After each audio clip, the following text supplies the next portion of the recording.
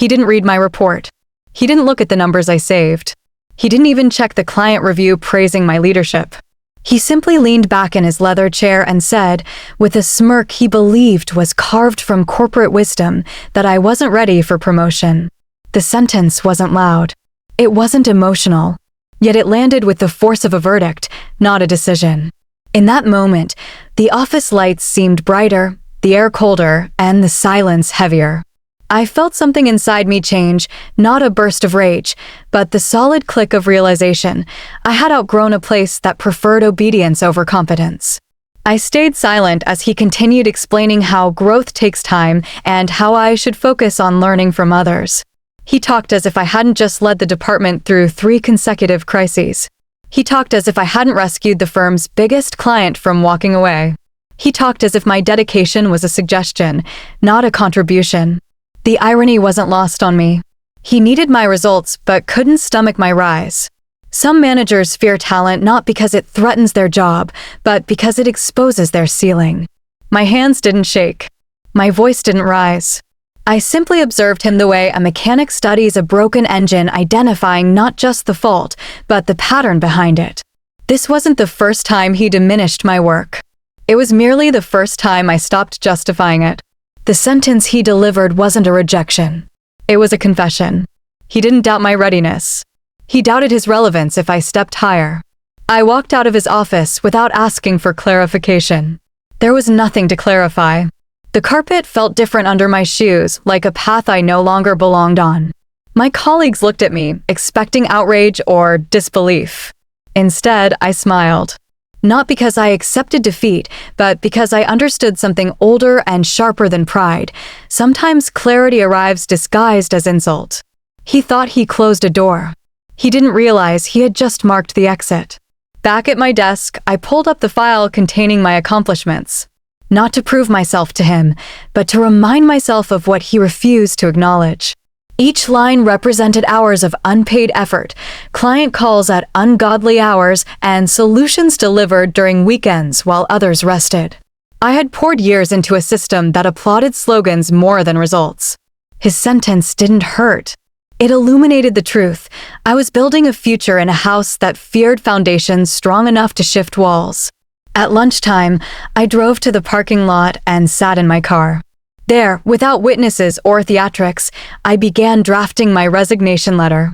Each word felt like I was reclaiming time I had lent to a vision that no longer aligned with mine.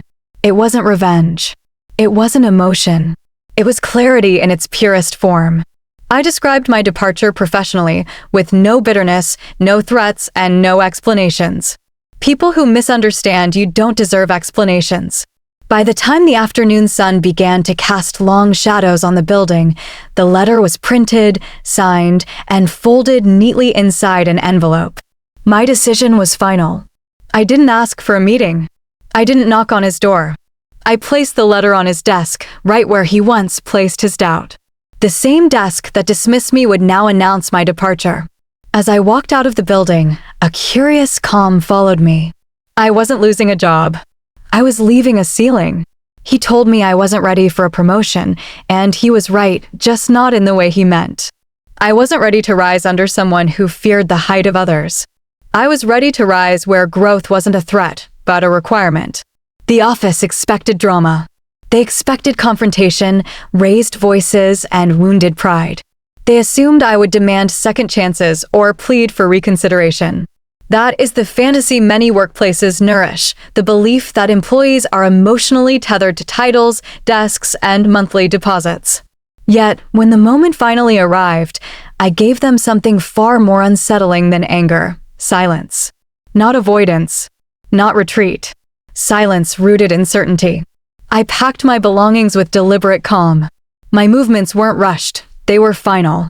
Each item I placed in the box, certificates, notes, a mug gifted during a project milestone, felt like a piece of a past I had already outgrown. People stopped walking to watch, whispering assumptions they believed were hidden. In that room, everyone realized something. Noise represents conflict. Silence represents decision. When I logged out for the last time, the screen didn't just darken, it marked the end of my contribution to a system that never measured talent fairly. I placed my access badge on the desk, not like someone returning company property, but like a soldier laying down a weapon no longer needed. I wasn't retreating from battle. I was leaving a battlefield unworthy of my fight.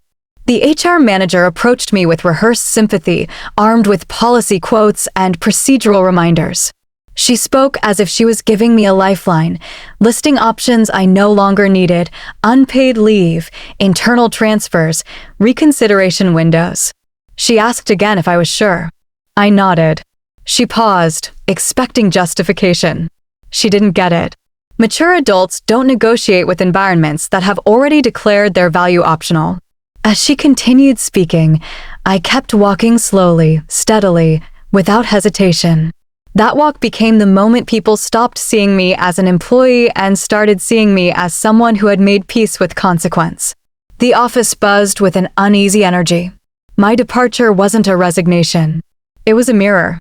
Everyone saw the reflection of decisions they were too afraid to make. My boss appeared near the elevator, hands in pockets, posture uncertain. He didn't congratulate me. He didn't offer advice or even a parting statement. His silence wasn't respect, it was confusion. He had spent years crafting an identity from the illusion that people needed him to progress. His authority was built on dependency. Watching me leave without remorse shook the foundation of his self-worth. Leaders who rely on fear crumble when faced with someone who isn't afraid. He stared as if expecting a performance, some emotional collapse confirming that he still held power over my trajectory. Instead, he found a man who had detached. Not angry, not bitter, just done. Some people scream to be heard. Others walk away so those who underestimated them learn the weight of their absence. In that moment, I understood something vital. People don't quit jobs. They quit ceilings. They quit disrespect disguised as feedback. They quit leaders who confuse gatekeeping with guidance. My silence wasn't rebellion, it was graduation. A life lesson delivered without a single word. As the elevator doors closed, I saw employees watching from behind screens, eyes filled with questions they weren't brave enough to ask themselves. What would happen if I stopped accepting less than I deserve? My exit became a whisper that echoed louder than any corporate announcement. The hallway felt longer, the air clearer, the future closer. By the time I reached the parking lot, my resignation had already transformed into something bigger. I wasn't leaving employment. I was stepping into autonomy. My boss didn't realize it yet, but the sentence he gave me the previous day had done more than deny a promotion. It unlocked a direction he couldn't control. Some storms rage with thunder. Others arrive as stillness. The quietest decisions often carry the loudest consequences. I didn't leave with noise. I left with momentum.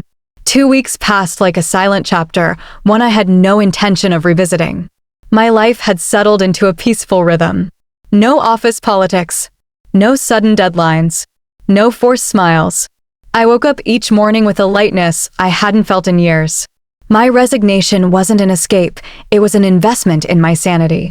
I had begun exploring consultancy opportunities, updating my portfolio, and rediscovering what ambition felt like without permission. The company I left behind had become a memory until reality dragged them back into my present. It happened just after 3 a.m., at that hour when the world is too tired for lies. My phone buzzed repeatedly, first an email notification, then a series of messages, and finally a call. Half asleep, I glanced at the screen. The name glowing in the dark was the last person I expected, my former boss. The man who told me I wasn't ready for promotion was suddenly awake before dawn, summoning the very person he dismissed. I ignored the first call. Old habits die hard, so he tried again. When I answered, his voice trembled, not with anger, but with urgency. He began with small talk, pretending it was a routine check-in. People like him never start with the truth. They warm up to it, as if honesty is a mountain they need to climb. After fumbling through incomplete sentences, he finally arrived at the purpose of his call. A major project, the same one I structured, predicted risks for, and warned them about, had frozen mid-delivery. Clients were furious. The system refused to budge. Deadlines evaporated. Investors were asking uncomfortable questions, and someone had finally connected the dots. The only person who understood the architecture, the logic, and the pressure points wasn't in the building anymore. They had replaced me with confidence, not competence. And confidence has never solved a technical crisis. He didn't apologize. Men like him don't bow to their mistakes. They dress them in new vocabulary. He avoided words like wrong, sorry, or we were mistaken. Instead, he used corporate anesthesia. We were wondering if you could assist. Support us during this temporary challenge. Come in as a consultant for a short period. Every phrase was a negotiation without admitting the reason. He didn't ask me to return. That word would imply I had value the day I walked out. Instead, he suggested I collaborate, like I had been floating in a vacuum waiting to orbit around their chaos again. What he failed to understand was simple. I hadn't been waiting. I had been building. I let him speak. Silence is a powerful currency, and I spent it wisely. Each second without my reply reminded him of something he never believed, that access to talent isn't guaranteed. When he finished explaining the crisis, I asked a single question. Where is the new guy? His hesitation said everything. The replacement they celebrated had panicked, blamed the system, and disappeared. They didn't replace me. They replaced the illusion of needing me. That night, I realized something profound. I didn't need revenge.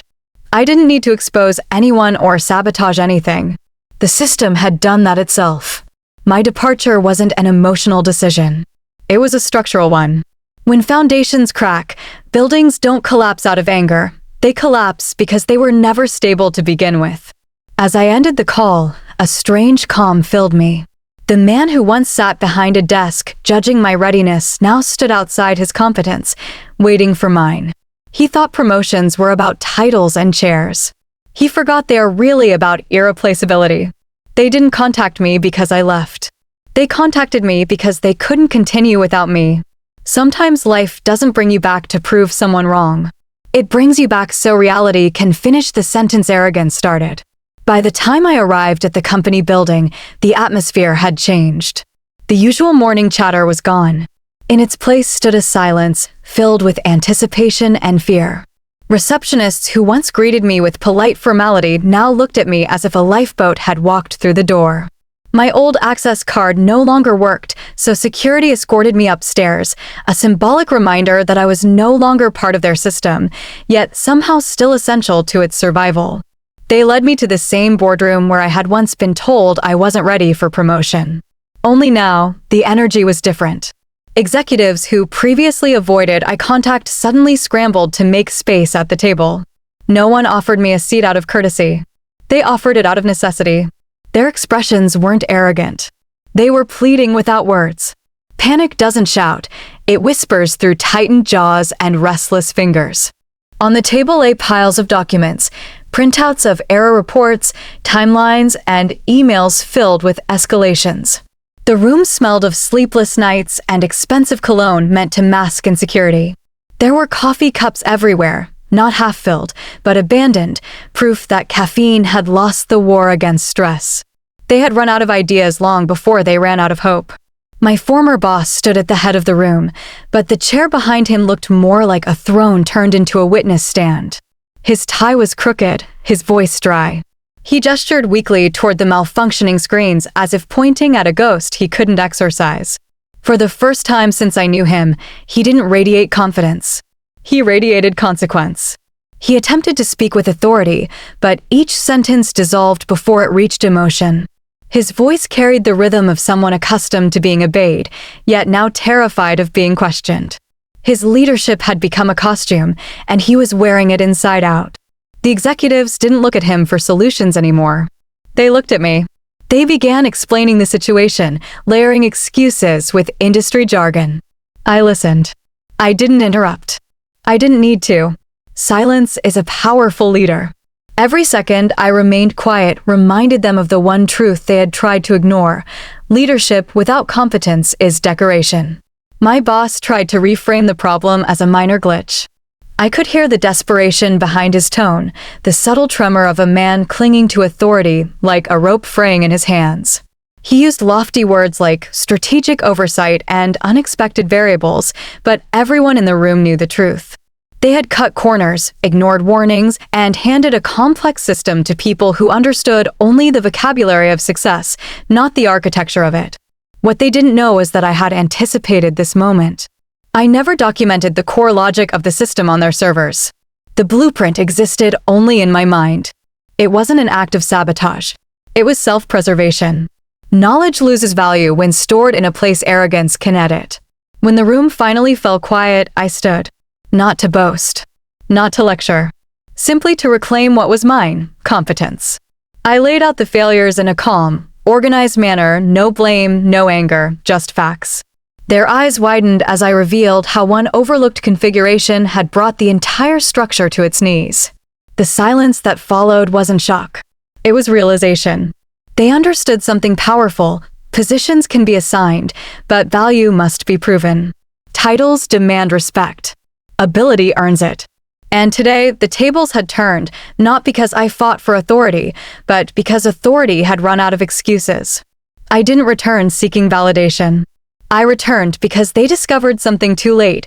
You can replace employees, but you cannot replace expertise. Returning to the company didn't feel like coming home. It felt like walking into a museum that displayed artifacts I once helped build. Everything was familiar, yet I no longer belonged to it. The corridors that once dictated my daily routine now echoed with a different truth. The moment I walked away, my value multiplied.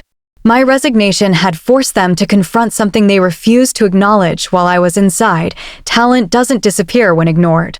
It accrues interest. This time, I didn't enter the building through the employee entrance. Security escorted me straight to the executive floor.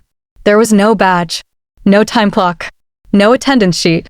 My presence didn't represent compliance. It represented leverage. I was no longer part of a hierarchy. I was a resource they couldn't control. The same board members who once dismissed my proposals now leaned forward with pens poised, not to critique my words, but to pay for them. They offered bottled water instead of instructions, respect instead of oversight. There's a curious irony in corporate culture. Some people only see your worth when they have to buy it back at a premium. My contract negotiation lasted less than 12 minutes. It didn't require debate. The urgency of their situation had already done the talking. They didn't blink when I named my rate. It was more than my previous monthly salary for every hour. Their expressions didn't show outrage. They showed fear. They weren't hiring me. They were buying time, expertise, and peace of mind. They weren't paying for my presence. They were paying for the consequences of my absence. Once the papers were signed, I noticed something subtle yet powerful. The chair that once supported my boss now supported me, not physically, but symbolically. I didn't sit in it. I didn't need to. The room itself acknowledged the shift. Authority no longer belonged to whoever occupied the largest seat. It belonged to whoever could solve the problem. The tables hadn't just turned, they had changed ownership. As days went by, each consultancy session felt like a living audit of their choices. I reconstructed the failing system piece by piece, documenting what had gone wrong and how it could be prevented. I didn't rush. Competence never rushes. It plans, executes, and delivers. Meanwhile, executives hovered nearby like students hoping I wouldn't mention the chapters they skipped. Every invoice I sent was more than a bill. It was a statement, a reminder that disrespect has a financial cost. The promotion they denied had become a debt they were now repaying, hour after expensive hour. My former boss tried to maintain composure, but every signature he added to my invoices stole another layer of his confidence. Authority built on ego collapses under the weight of accountability. The staff noticed the shift, too. Employees who once saw me as a colleague now watched from a respectful distance. They whispered, not about office gossip, but about possibility. My departure had created a blueprint. You don't fight systems that refuse to see you. You outgrow them and let gravity do the rest. One afternoon, while reviewing the final module of the system, I overheard two executives debating how they would retain me once the crisis ended. They spoke as if retention was an equation of compensation. They still didn't understand. I wasn't here to stay. I was here to finish a lesson the company had insisted on learning the hard way. Losing talent is expensive, underestimating it is catastrophic. Walking away wasn't a loss. It was the investment that matured. They had once denied me a promotion because they believed I wasn't ready. They were right. I wasn't ready to work for people who couldn't recognize value. I was ready to make them pay for overlooking it. The downfall didn't arrive with a dramatic announcement. It began quietly, like cracks forming beneath polished marble. My boss, once the self-appointed king of the department, walked through the corridors expecting deference, but received something far more unsettling: avoidance. People who once rushed to greet him now looked away.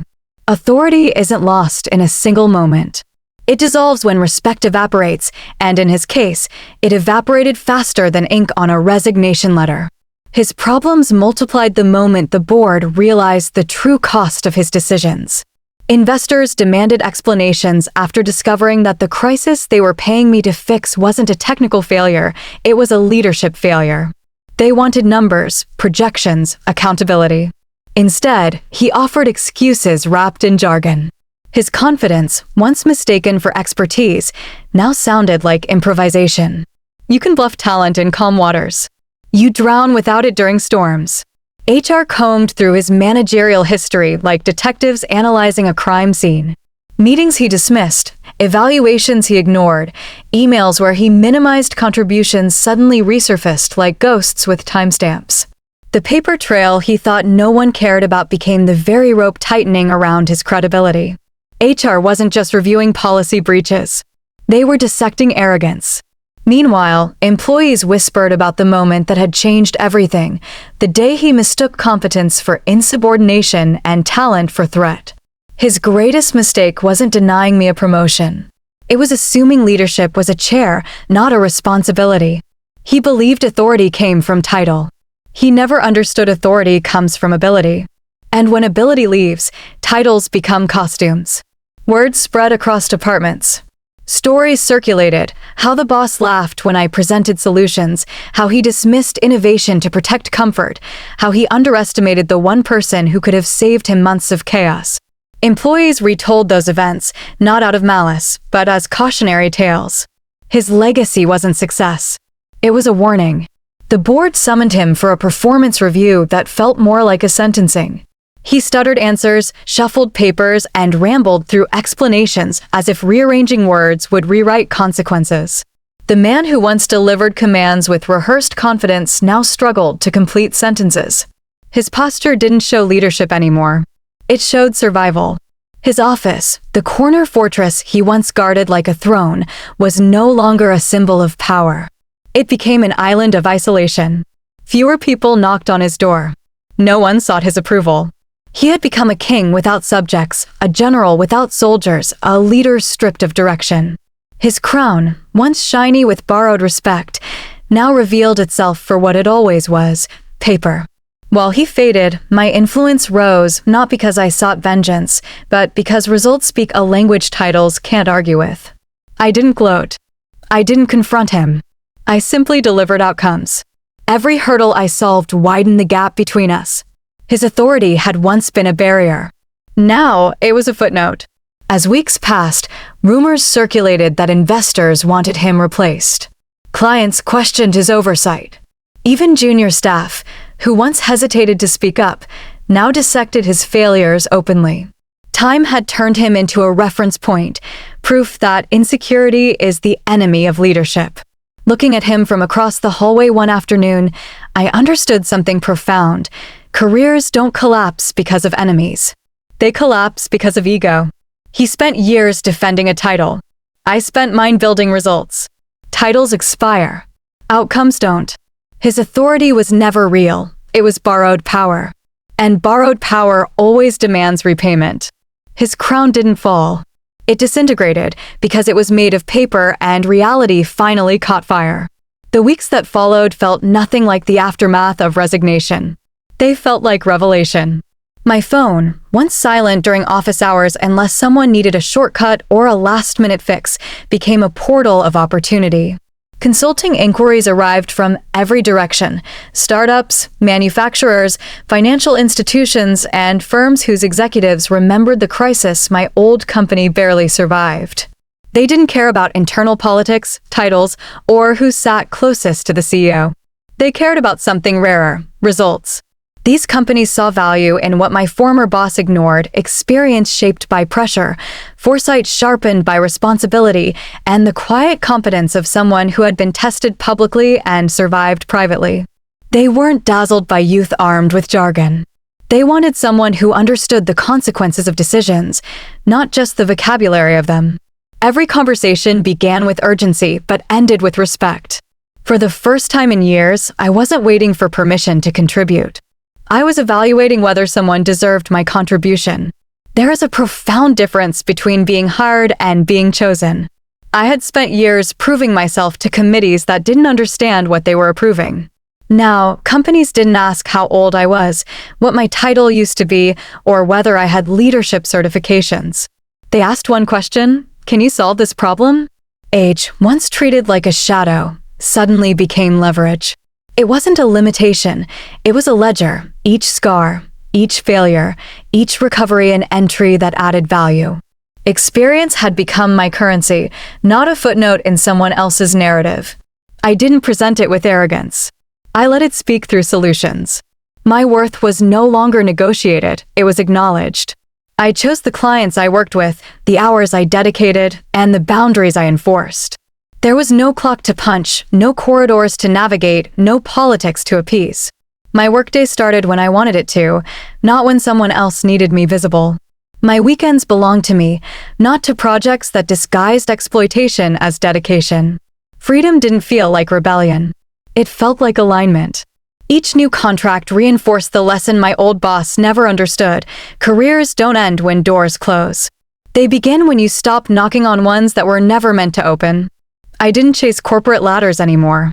Climbing implies asking for space, waiting for handrails, and hoping no one cuts the steps beneath you. I wasn't built for ladders. I was built for architecture. So I built my own staircase, one client, one success, one invoice at a time. With every project I completed, word spread. People shared my name not as rumor, but as recommendation. Former colleagues reached out discreetly, asking how I had done it. Their voices carried envy wrapped in hesitation. They understood now that security without respect is captivity. I hadn't left a job. I had left a ceiling disguised as stability. My former boss heard the echoes, though no one spoke to him directly. He watched from afar as opportunities he once believed were his by default moved toward someone he dismissed. He used to pride himself on gatekeeping careers. Now he stood outside gates he didn't know how to open. Success, I realized, isn't measured by office space, titles, or applause. It's measured by control of time, choices, and direction. I had gained all three the moment I stopped waiting for validation. Some careers rise through promotion. Others rise through transformation. Mine rose the day I stopped asking to be chosen and started choosing. The door that opened didn't require a key because it was never locked. I had simply been standing in front of the wrong one. And once I walked through it, life didn't give me a ladder. It handed me blueprints. Today, my old boss still sits in the same leather chair he once believed defined his authority. The walls of his office haven't changed, but something else has his reflection. The confidence that once accompanied his every word has faded into hesitation. He still waits for validation from board members, investors, and employees who now know better than to offer it. His authority no longer commands respect. It requests it quietly, desperately, and without success. Leaders who depend on applause eventually discover the harsh truth: silence is louder than clapping. Meanwhile, my life has taken a different shape entirely. I don't sit in waiting rooms hoping for recognition. My clients seek me. They schedule around my availability. My work doesn't revolve around office politics or annual reviews. It revolves around results I choose, not ones assigned by someone who fears them. My calendar fills itself, not because I chase opportunities, but because opportunities now chase me. The moment I stopped trying to be acceptable was the moment I became indispensable. There is a strange liberation in realizing you never needed what you once begged for. A promotion is only valuable if it elevates both your role and your respect. What I was offered back then was neither. I wasn't denied advancement. I was spared confinement. Had I received the promotion I once believed I deserved, I would have inherited more responsibility without more freedom. I would have traded vision for supervision, creativity for compliance, and growth for decorum. My boss didn't deny me a future. He prevented me from stepping into a cage disguised as opportunity. My success didn't come from proving him wrong. It came from proving myself right. His sentence, "You're not ready for promotion," became the catalyst for everything that followed. I no longer view it as an insult. I see it as a diagnosis. I wasn't ready to climb a ladder that led nowhere. Ladders are narrow, restrictive, and designed so only one person climbs at a time. Staircases, however, are wide, expansive, and built to lead upward without limitation. I didn't ascend his hierarchy. I outgrew its architecture. Sometimes people hold doors shut not because they want to trap you, but because they fear where you'll go once you're free. My old boss feared talent he couldn't control, ideas he couldn't claim, and growth he couldn't measure. He mistook confidence for threat and potential for rebellion. In his world, value was defined by obedience. In mine, value is defined by contribution. That's why he remains in a room waiting for approval while I operate in a world that doesn't require it.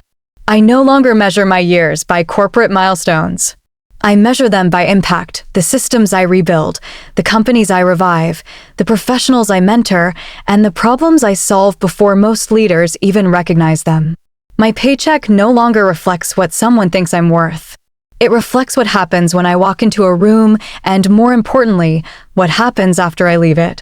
This journey has taught me a truth no seminar, no handbook, no motivational slogan ever dared to present. Promotions aren't given. They are outgrown.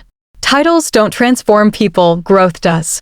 I didn't need a new position to become more valuable.